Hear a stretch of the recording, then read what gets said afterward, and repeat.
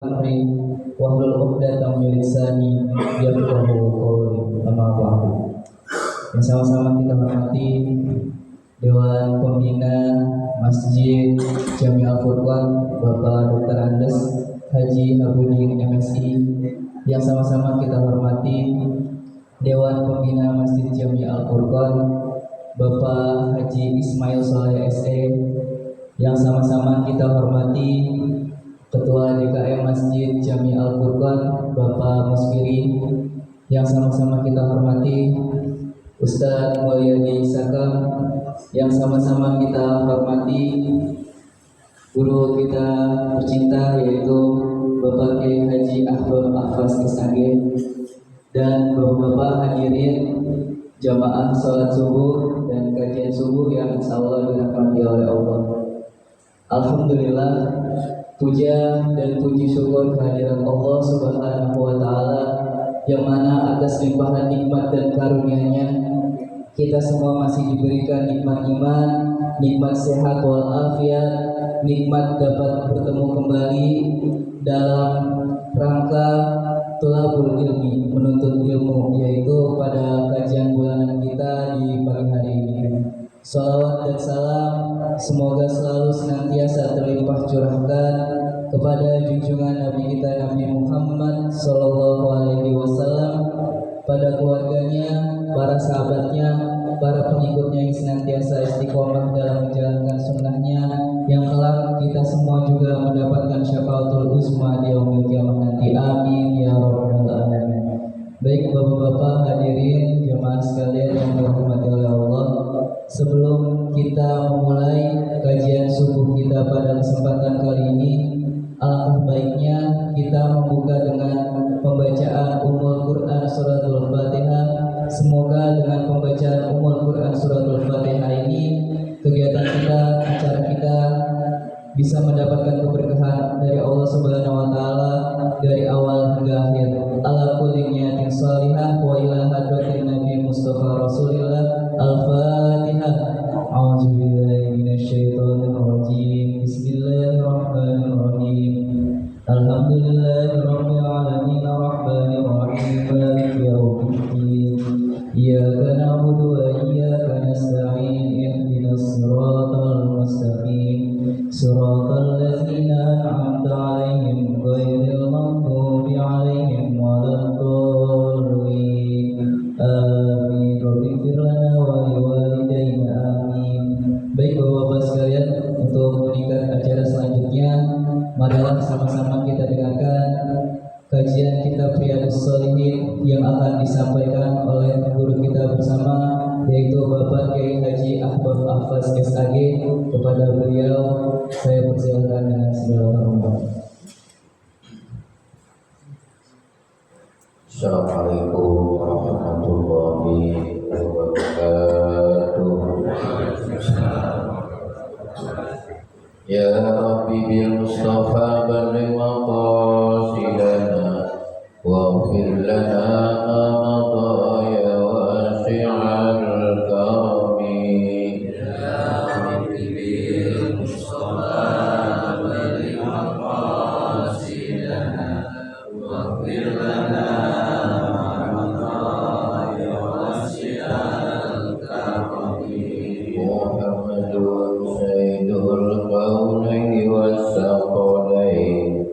والفريقين من عرب ومن عجم. يا رب بالمصطفى بلغ مقاصدنا واغفر لنا ما مضى يا واسع الرحمة والحبيب الذي ترجى شفاعته لكل هول من الأقوال مقتحم. يا رب بالمصطفى بلغ مقاصدنا واغفر لنا ما مضى يا واسع الرحمة. اللهم صل وسلم وبارك عليه وعلى Bismillahirrahmanirrahim. Alhamdulillahirabbil alamin. وبه نستعين على أمور الدنيا والدين. الصلاة والسلام على أشرف المرسلين سيدنا وحبيبنا وشفيعنا وقرة أعيننا ومولانا محمد صلى الله عليه وسلم وعلى آله وأصحابه وجنوده وأنصاره والتابعين وتابع التابعين ومن تبعهم بإحسان إلى يوم الدين. أما بعد، قال سبحانك لا علم لنا إلا ما علمتنا إنك أنت العليم الحكيم. اللهم رب اشرح لي صدري ويسر لي أمري واحلل عقدة من لساني يفقهوا قولي.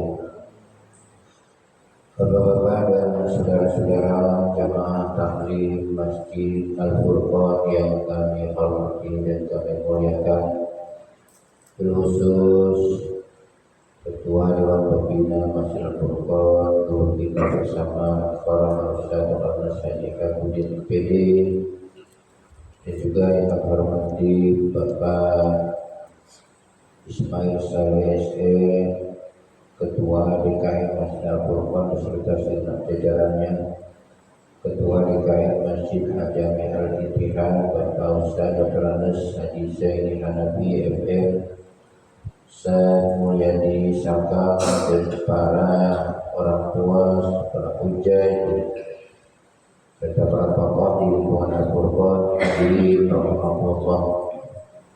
Alhamdulillah wa syukurillah, puji syukur senantiasa kita panjatkan kepada Allah Subhanahu wa Ta'ala, karena hanya dengan rahmat dan karunia pagi ini kita bisa berkumpul untuk melaksanakan sholat subuh berjamaah di awal waktu, dan kita lanjutkan dengan taklim pada subuh. Semoga apa yang kita laksanakan menjadi bagian amal ibadah kita di hadapan Allah Subhanahu wa Ta'ala. Hadirin berbahagia, sekali lagi tabarokah, mohon barokah, mari sama-sama kita baca umur kita suratul Fatihah. Semoga dengan karunia dan berkah suratul Fatihah Allah memberikan kita ilmu bermanfaat, ilmu yang dapat menuntut kita dalam kehidupan dunia dan akhirat dengan selamat. Al-Hadiniyah Al-Fatihah. Bismillahirrahmanirrahim. Alhamdulillahi Rabbil Alamin Ar-Rahmanir Rahim Maliki Yawmiddin. Iyyaka na'budu wa iyyaka nasta'in ihdinas siratal mustaqim siratal ladzina an'amta 'alaihim ghairil maghdubi 'alaihim waladdallin. Amin. Bismillahirrahmanirrahim. Wa an Abi Umarata Al-Bara ibn Azib radhiyallahu anhu maqala, dan dari Abi Umarah namanya Bara ibn Azib radhiyallahu anhuma, semoga Allah meridhoi mereka keduanya. Qala, berkata dia, Bara bin Azib, amarna Rasulullah sallallahu alaihi wasallam bisab'in wa nahana an sab'in. Rasulullah SAW telah memerintahkan kepada kami bisab'in dengan 7 perkara, wa nahana an sab'in, dan melarang kami dari 7 perkara. Bapak-bapak dan saudara-saudara, kita masih melanjutkan bab tentang ta'dzim hurumatil muslimin wa bayani huquqihim, perintah untuk memuliakan, menghormati kehormatan daripada orang-orang Islam, dan penjelasan tentang hak-hak umat Islam, hak orang Islam baik. Nah, hadirin sekalian, disampaikan oleh Bapak bin Azib bahwa Rasulullah telah memerintahkan kami, berarti para sahabat,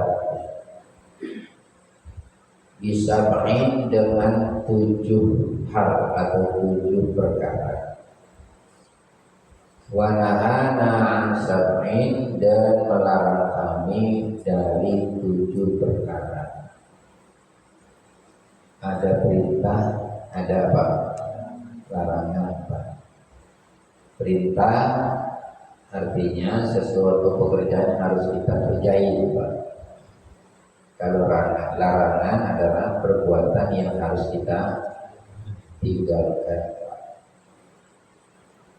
Nah, dengan hadis ini kita tahu apa saja yang harus kita kerjakan, apa saja yang harus kita tinggalkan. Apa saja yang diperintah oleh Rasulullah, yang 7 perkara tadi. Amarona biyadatil mardha. Rasulullah telah perintahkan kami untuk menjenguk orang yang sakit, Pak. Jadi orang sakit itu punya hak untuk dijenguk, dan kita punya kewajiban untuk menjenguk. Apalagi itu masih orang tua, keluarga, saudara, kita jenguk, kita tengokin. Karena orang yang sakit itu orang yang sedang mendapat ujian, dapat cobaan dari Allah Subhanahu wa Ta'ala. Nah, ketika kita jenguk, ketika kita hadir di depannya, ketika kita doakan, itu akan meringankan beban orang yang sedang diuji tadi. Minimal akan ada rasa motivasi, lebih semangat untuk hidup. Sebab bapak-bapak dan saudara-saudara, penyakit itu bisa sembuh tidak hanya dengan obat yang bersifat lahiriah. Jadi kekuatan batin, kekuatan jiwa yang timbul rasa optimis, bisa sehat, didoain sabar, mudah-mudahan sabar itu dicintai oleh siapa? Allah. Itu akan membantu mempercepat penyembuhan. Sehingga banyak terjadi sekarang ketika orang sakit datang ke dokter, disuruh cerita. Setelah dicerita kata dokter, Pak, obatnya ada pada diri Bapak sendiri. Ketika orang punya sifat asu, stres, putus asa, itu bisa disembuhkan dengan cara diberikan motivasi dari Allah. Jadi bapak-bapak dan saudara-saudara, tengokin. Setiap yang diperintah oleh Nabi pasti mendatangkan manfaat, baik untuk yang ditengokin maupun untuk yang nengokin. Kita yang nengokin paling tidak punya perasaan bahwa hidup itu tidak hanya tidak selalu sehat, ya kan? Satu waktu bisa sakit, Pak. Oleh karena itu, seperti nasihat pada hadis yang lalu, gunakanlah 5 sebelum datang 5, diantaranya waktu sehatmu sebelum datang sakit, kan itu. Ketika sehat kita bisa hadir dulu subuh berjamaah. Sakit tidak mungkin ya. Jadi manfaatkan sehat kita sebelum datang waktu sakit. Itu yang pertama. Yang kedua, wattiba'il janais. Ittiba artinya ngikutin, ngiringin. Janais, jenazah. Apa itu jenazah? Orang mati yang sudah ada di dalam bulu batang, jenazah. Jadi kalau setelah disolatin mau dimakamkan, disuruhnya apa? Iringin. Nah, bapak-bapak dan saudara-saudara, semakin banyak yang iri, yang nganter semakin baik. Di samping kita mendapatkan pahala ya mengantar jenazah, juga akan menambah apa? Kebahagiaan bagi keluarga yang ditinggal. Ketika yang datang melayat banyak, yang ziarah banyak, itu akan sedikit rasa terhibur keluarga yang ditinggal. Nah yang kedua, hadirin sekalian, akan nampak kebersamaan umat Islam. Jadi kelihatan tuh persatuan yang kuat, sehingga musuh-musuh Islam tidak sembarangan untuk memusuhi orang-orang Islam. Kelihatan kompaknya. Nah, terus terang mohon maaf, kadang-kadang kita ini masa bodoh ya, udah mati ya udah biarin amat, kan gitu loh. Padahal itu kesempatan terakhir kita untuk menghormati orang yang mati tadi. Nganter jenazah paling sekali Pak, ya kan? Si A mati paling sekali kita nganter, biasanya udah kagak mau nganterin lagi. Kalau kita nganterin pasti jenazah orang apa? Orang lain Pak. Ya. Jadi kesempatan terakhir kita berbuat baik kepada teman kita atau keluarga kita atau saudara kita. Bahkan kata Nabi kan, kalau ada saudara meninggal kemudian dia datang takziah, falahu qiratun, itu akan mendapatkan pahala 1 qirat. 1 qirat itu ditanya oleh sahabat, apa 1 qirat Rasulullah? Mislu Jabal Uhud, segede Jabal Uhud. Kalau dia ikut nyolatin dan nganter kiroton, kata Nabi akan dapat 2 qirat. Luar biasa Pak. Dan ini kesempatan kita untuk memperbanyak amal soleh. Kan nggak terlalu sulit, ya. Kalau kita infak sedekah perlu duit, ya. Tapi kalau nganter jenazah cukup. Ikut melatih, ikut nganter itu luar biasa.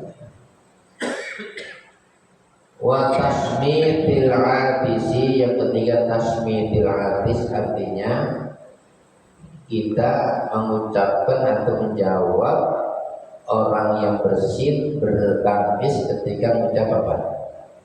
Alhamdulillah. Jadi bapak-bapak dan saudara-saudara, ketika orang berbangkit, ya Alhamdulillah, kita jawab ya Allah. Itulah indahnya Islam, rahmatan lil alamin. Yang bersin itu terasa nikmat. Coba kalau kita berbangkit nggak jadi, kadang-kadang sampai keluar air mata, ya kan? Tapi begitu berbangkit jadi enak rasanya.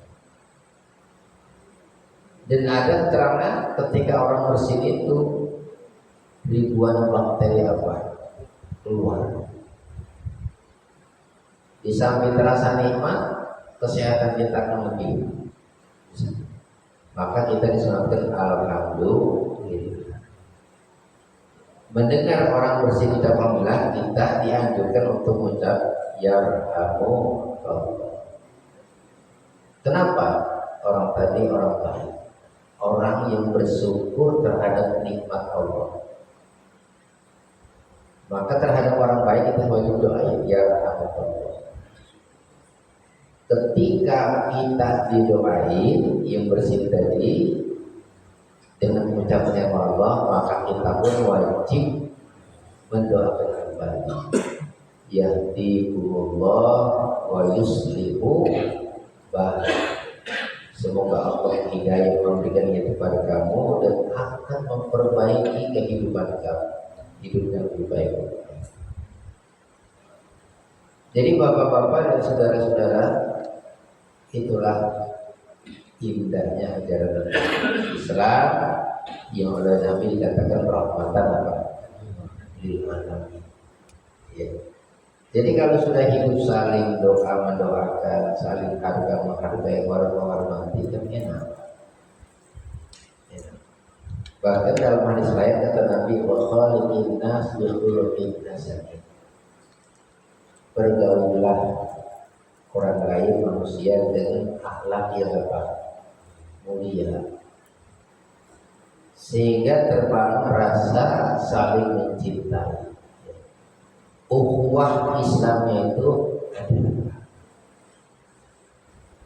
Jangan seperti orang yang kotak lulu buah-buah. Artinya kan ego ya, tidak mau tahu dengan urusan apa orang lain. Dan manusia itu adalah makhluk sosial yang dalam hidupnya tidak pernah putus dari keberdapat, dari bantuan orang lain. Apa yang bisa kita lakukan dengan mandiri sendiri tanpa beberapa? Orang kita baru lahir aja ke dunia, yang mandiin siapa? Orang lain. Bisa mandi sendiri? Tidak bisa. Butuh makan, yang nyuapin siapa? Orang lain. Butuh pakaian, yang bikin pakaian? Orang lain. Sampai mati dimandiin orang lain. Yang melatih orang lain. Yang kotor orang lain, yang nguburin orang lain. Apa yang bersombong sih? Setiap kebutuhan kita pasti membutuhkan bantuan apa? Orang lain. Air di depan saya kan bukan saya ngambil sendiri. Jasa apa? Orang lain juga apa? Wa ibraril muhsini. Apa ibraril muhsin? Yang keempat, ibraril muhsin menepati sumpah. Ya. Jadi kalau Bapak pernah bersumpah, itu wajib diapain? Ditepati. Demi Allah, besok subuh saya ikut pengajian subuh. Itu wajib hukumnya. Ya. Yang tadinya ngaji itu hukumnya sunnah, Bapak datang menjadi apa? Wajib. Bapak sakit, janji, ya Allah kalau saya sembuh, saya akan beramal jariah di Al-Qur'an 1.000.000. Pas sembuh, wajib. Ya. Terus untuk mendidik kita bisa dia mulai ke Allah. Ya. Demi Allah nanti malam saya mau komentar. Maka tahajud yang tadinya awalnya sunnah menjadi apa? Wajib. Kenapa kalau sumpah maka harus bangun? Kan gitu. Ibrahim Musa. Wa nasril mazlum, dan yang kelima menolong orang yang mazlum. Mazlum orang yang dizalimi. Hadirin sekalian, dalam kehidupan ini tidak jarang terjadi zalim menzalimi. Tidak sedikit orang yang zalim dan tidak sedikit orang yang apa? Dizalimi. Contoh terjadinya katakan longsor, terjadinya banjir di Aceh, di Sumatera Utara, Sumatera Barat, itu kan karena kezaliman, ya kan? Di mana kata Allah, "Dhahara fasadu fil barri wal bahri bima kasabat aydin." Jadi tidak serta-merta gunung itu meletus, tidak serta-merta itu longsor terjadi, tapi bima kasabat, dengan sebab pula tangan-tangan manusia. Aidin nasi di situ itu kemungkinan besar adalah para penguasa. Ya kalau kita kagak bakal mampu membawa hutan, ngapain kan gitu kan? Jadi dengan kekuasaan yang bisa kuasai hutan itu sampai ribuan hektar, dia bisa bebas menebang pohon yang ada di hutan. Dia bisa bangun pabrik kayu di hutan. Ya. Waktu saya ke Medan itu, setelah turun dari pesawat itu kita melewati ribuan hektar pohon apa? Sawit. Nah itu ada jalan khusus sudah. Jadi tengah-tengah pohon sawit itu dengan luasnya sampai ribuan hektar itu Pak. Itu ada apa namanya semacam kapal pesawat bandara Pak ya, bandara. Jadi orang-orang tertentu bisa datang ke situ motor kebunnya dengan apa? Dengan pesawat helikopter kapal kecil.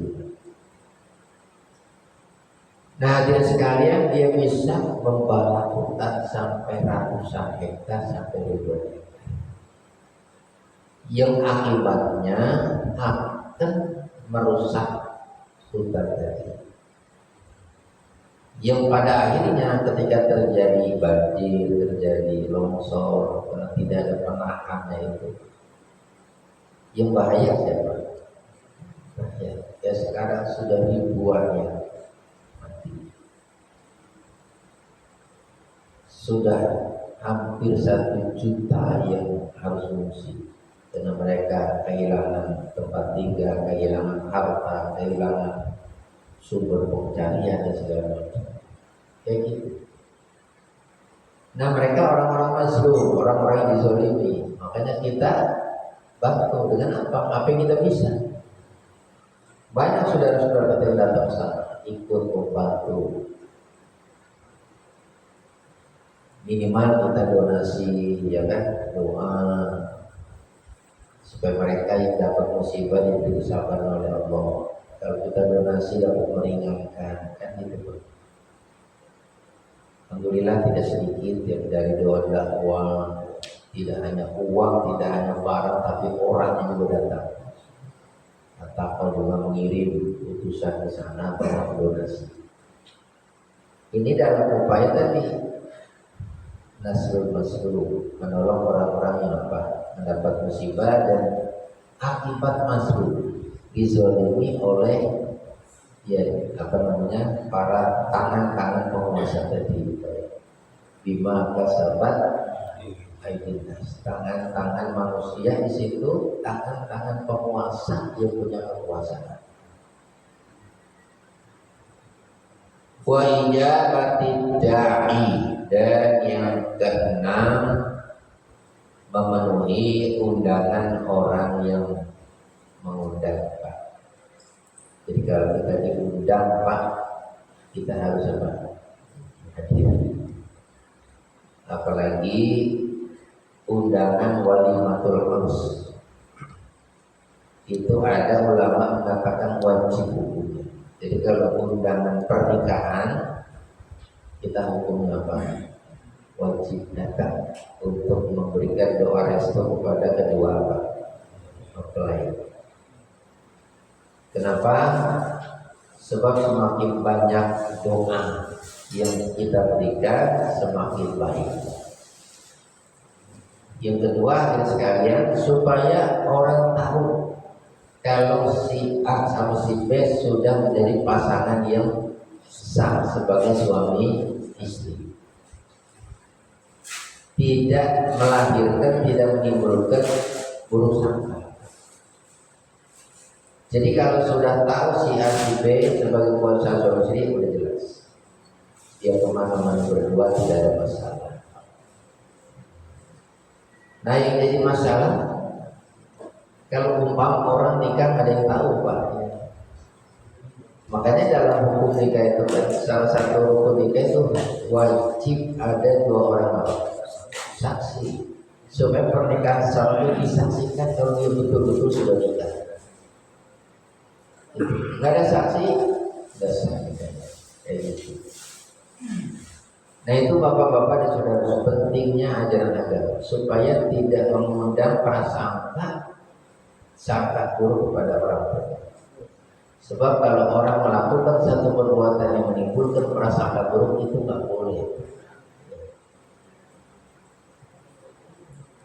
Wa ifsha salam, yang ketujuh menyebarluaskan salam. Ifsha artinya menyebarluaskan, bukan hanya mengucap salam, ya.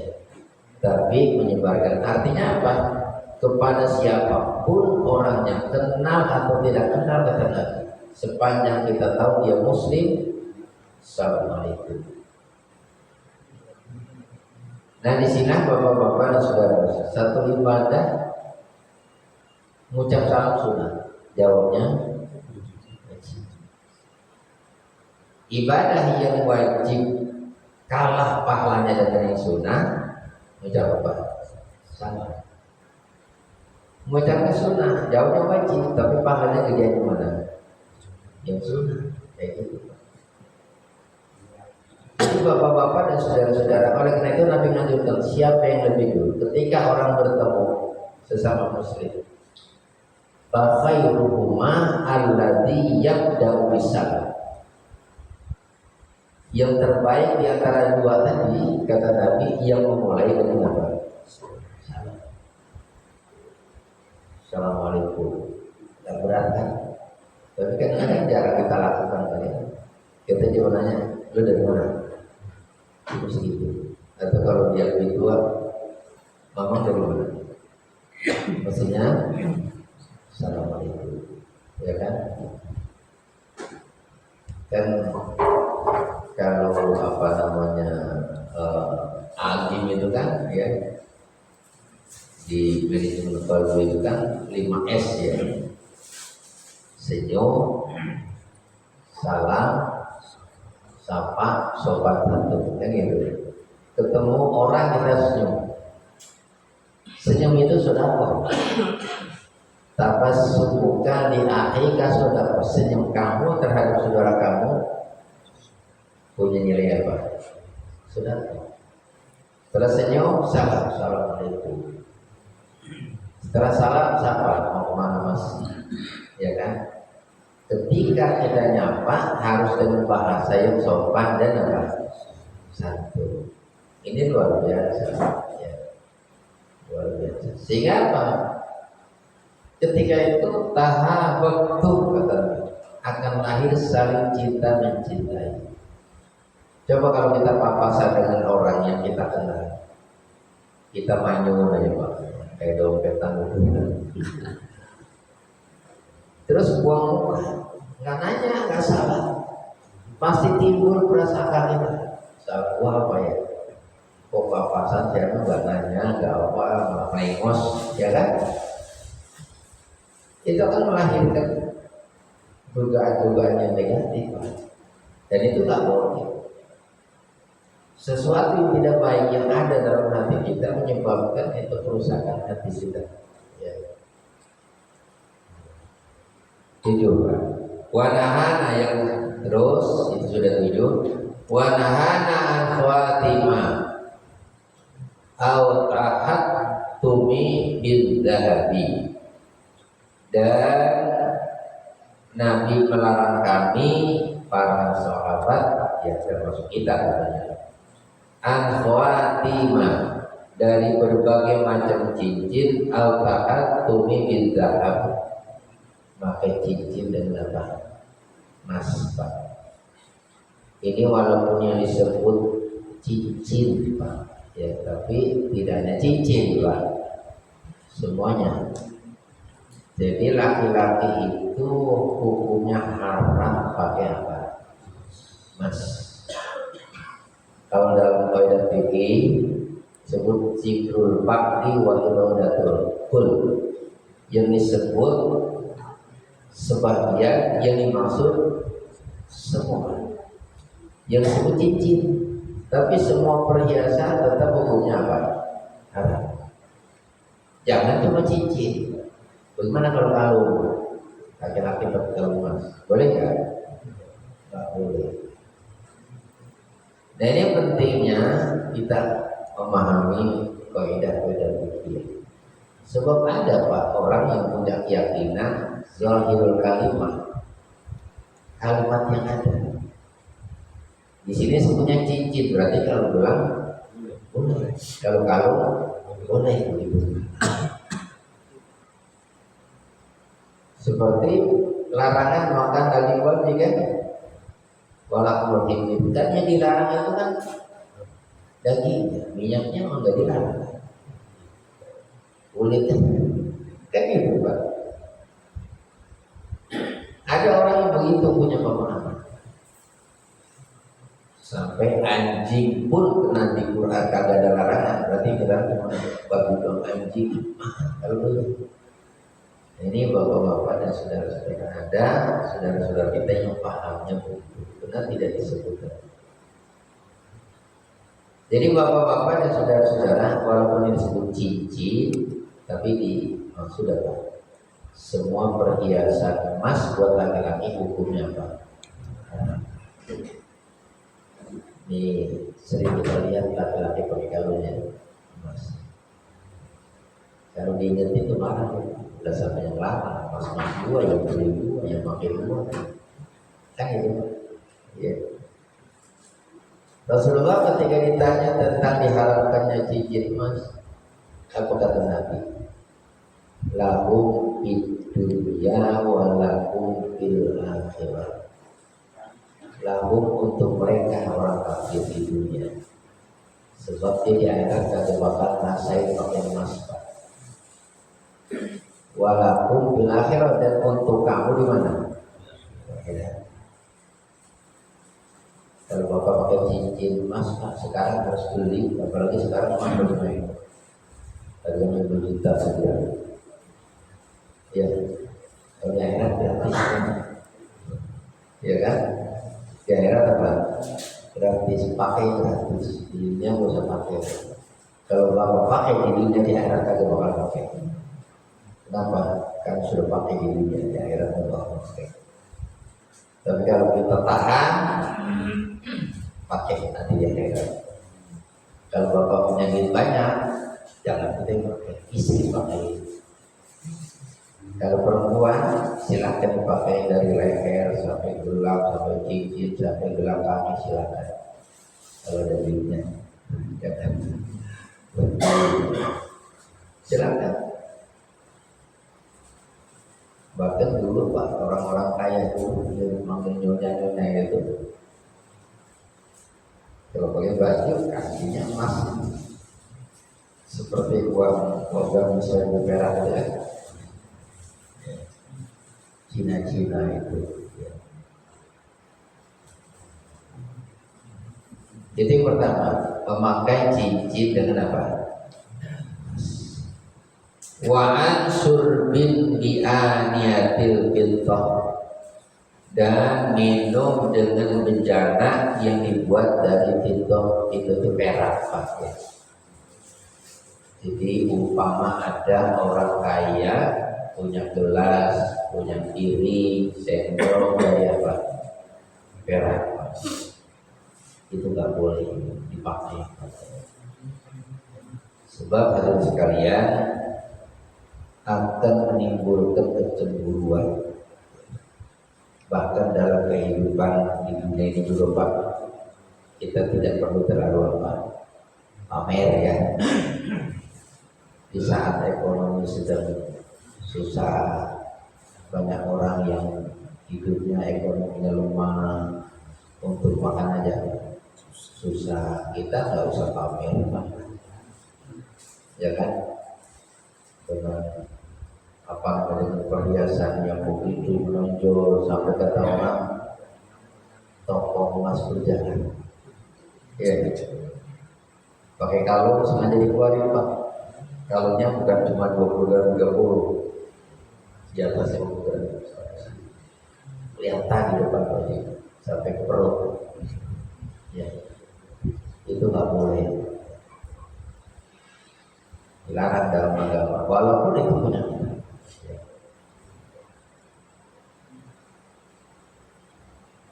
Wa anil mayasiril khumri. Yang ketiga, mayasiril khumri artinya memuji-muji keledai. Dulu itu kan keledai itu salah satu alat transportasi Pak ya. Jadi kalau bepergian jauh dulu, selain mereka naik onta, juga bawa keledai. Sampai naik onta, kita keledai. Keledai itu kayak kuda Pak. Lalu Bapak pergi haji, kalau dulu nggak tahu sekarang. Kalau kita Siti Tur itu Jeddah, itu di pinggir Laut Merah, banyak orang-orang Arab yang nyewain kedai buat pegangan. Kalau kita kayak di Gunung Mas itu, ya kuda, kalau dia kedai. Bahkan di Mesir, itu tukang-tukang rongsok itu, tukang rongsok narik gerobak itu bukan pakai kuda, pakai apa? Kedai. Ternyata di Mesir juga banyak juga tukang rongsok, ya, tukang rongsok. Kadang-kadang kita melihatnya siang Arab kan cakep-cakep lah, ya. Orangnya cakep, tapi ya ada juga yang hidup dengan ekonominya dari rongsok tadi. Jadi di sini disebut keledai. Namun bukan hanya keledai, kita punya kendaraan ya. Dan sekarang apa umum Pak? Kalau kendaraan yang umum kan mobil itu sejuta rakyat itu kan apa masalah? Hampir rata-rata semua orang Bapak punya. Yang mahal apa lagi Pak? Yang harganya 1 M itu Pak. Nah ini hadirin sekalian, jangan karena kita suka dengan kendaraan kita puji-puji Pak. Wah kalau nggak ada itu gue repot, kalau nggak ada itu gue mati. Mama itu nggak boleh. Ala kulihal yang bersifat benda itu yang kita miliki jangan kita puji, ya. Yang boleh kita bersyukur, alhamdulillah Allah kasih rezeki saya bisa beli ini. Jangan dipuji, apalagi menjadi alat kesombongan, kebanggaan. Nah sekarang banyak orang itu, sampai ada yang tidak mampu dimampu-mampuin. Kenapa? Sebab orang lain baru punya mobil masa bawa biar bukan, sehingga menambah beban dalam hidupnya.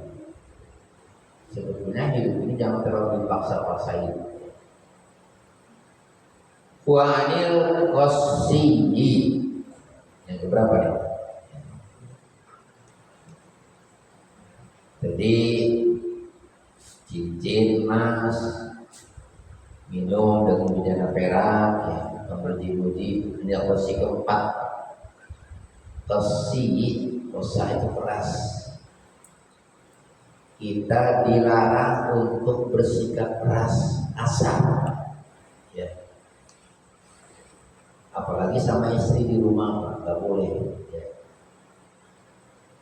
Jadi bapak-bapak dan saudara-saudara, kepada siapapun kita harus berkomunikasi dengan bahasa yang sopan, bahasa yang berpantun. Ya. Jangan kita keras. Ada saatnya kita keras. Kapan?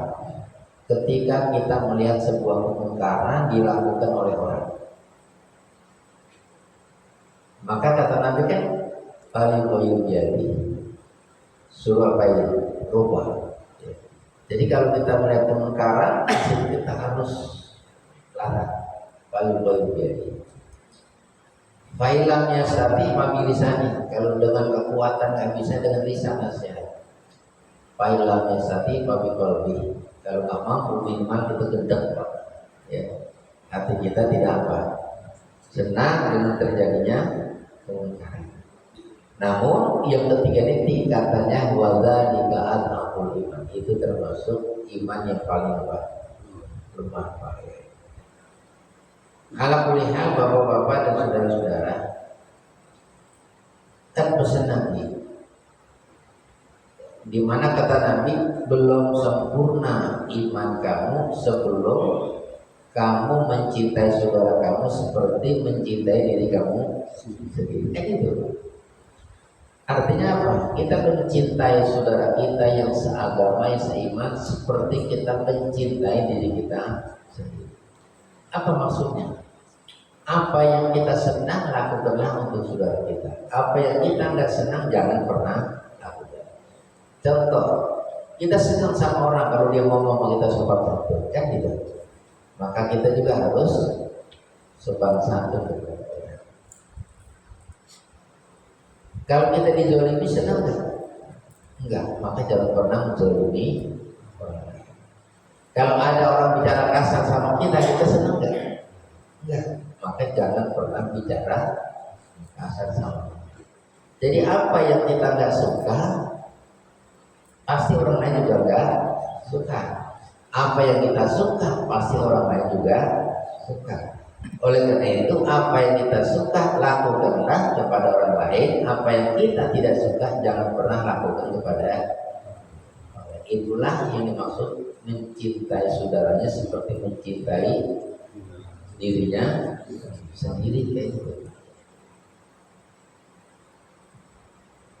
Wa anil lubsil harir, dan yang kelima memakai pakaian harir. Harir itu sutra. Jadi jarang pakai sama ya. Punya pakaian dari apa? Sutra. Ini kelasnya kelas orang-orang raja. Kalau Citra Kiai Ali dulu, sutra itu memang pakaian yang luar biasa.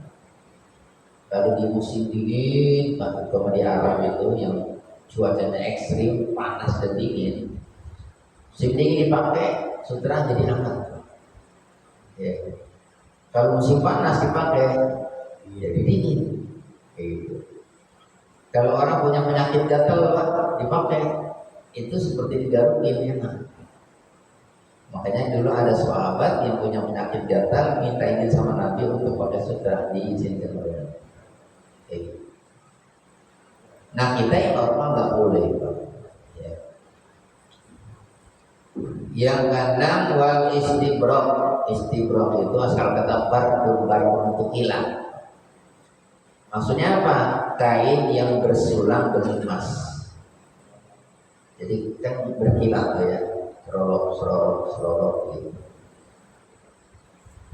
Jadi kalau ada sarung yang disulam dengan benang emas itu, Pak, bagi kita laki-laki namanya ini termasuk tidak boleh, Pak. Wadibat yang ketujuh, sutra yang berlukis, Pak. Jadi ya pada intinya, Pak, sutra itu tidak boleh, Pak. Itu 7 macam yang dilarang oleh apa? Rasulullah Shallallahu Alaihi Wasallam. Ya saya kira tidak terlalu berat, Pak. Gak pakai emas, apa susahnya sih kan itu. Jangan pakai penjana dari perak, kita juga nggak punya. Paling bagus teknis, Pak, kelas kita mah ya kan, muji-muji kendaraan yang mewah enggak ya. Yang perlu kita perhatikan besi keras, suka kasar ngomongnya ya, nyakitin orang.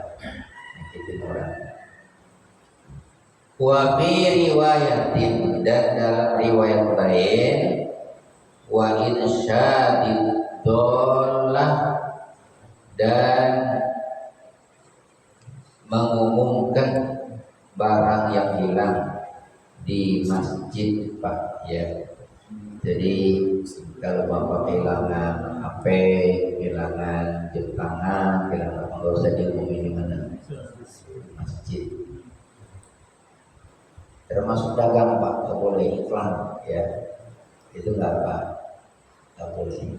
Pernah ada orang itu ngomongin dagang di masjid, diumumin, Pak, oleh hari ini saya buka usaha ini, mau jamaah kalau perlu datang.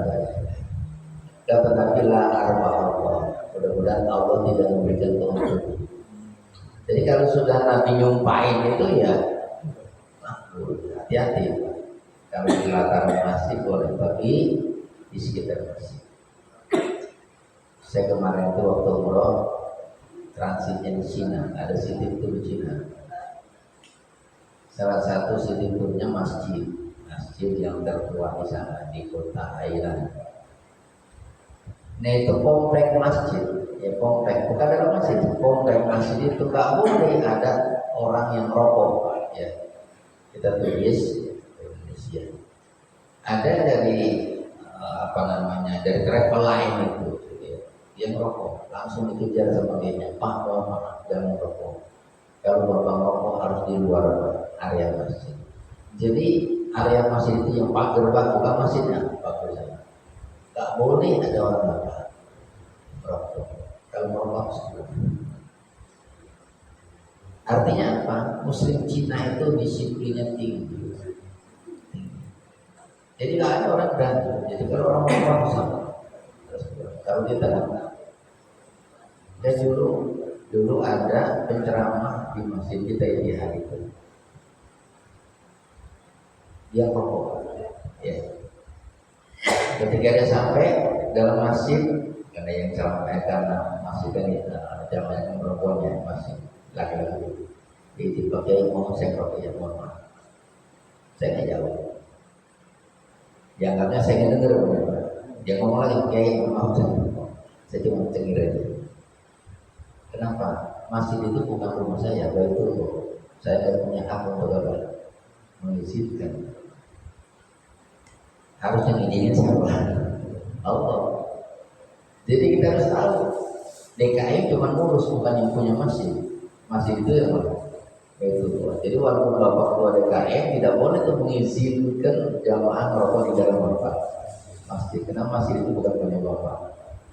Maka saya walaupun dia berceramah, dia kiai, saya nggak izin, saya nggak bilang iya. Kalau saya bilang iya, saya bertanggung jawab nanti. Jadi kayak gitu. Jadi bapak-bapak dan saudara-saudara mengumumkan barang yang hilang, mengiklankan dagangan, termasuk rokok. Hanya hadirin sekalian, kata Ahmad Jazair kemarin meninggal ya. Jazir ya, yang Jogja, bukannya itu Pak. Apa lagi? Tugas hidup kita itu bukan kerja tapi ibadah. Kadang-kadang tugas hidup kita kerja, makanya dikejar kerja terus siang malam. Padahal tugas kita apa? Ibadah. Wa ma khalaqtul jinna wal insa illa ya. Artinya tugas kita itu di dunia ini ibadah. Maka kita perlu belajar agama supaya kita paham apa itu ibadah. Ibadah itu tidak hanya sholat, tidak hanya baca Quran, tidak hanya zikir. Petani maculi lahan juga termasuk apa? Ibadah. Tidur juga ibadah. Makanya tidur itu kan awalnya ada doanya, bangun tidur ada doa. Bapak ke toilet BAB, ibadah buat ibadah. Masuk ada doanya, keluar ya kan? Makan juga apa? Ibadah. Ada nggak doanya? Doa sebelum makan, doa sebelum makan. Yang bukan ibadah tidak merokok doang. Ada nggak doa sebelum merokok? Nggak ada kan? Doa setelah merokok? Ini bukan. Yang lain itu ibadah. Jadi walaupun kita BAB, kita tidur, kita makan, kalau kita ngikutin ajaran agama, kita ngikutin Nabi, semuanya punya nilai ibadah. Jangan ngaji begini, bapak masuk ke toilet aja, itu ibadah. Kayak gitu. Jadi bapak-bapak dan saudara-saudara sekalian, semua perbuatan kita, aktivitas kita sepanjang itu tidak melanggar larangan Allah, itu punya nilai ibadah. Makanya kita hormatlah, kita jadikan seluruh aktivitas kita menjadi sebuah ibadah kita kepada Allah Subhanahu wa Ta'ala.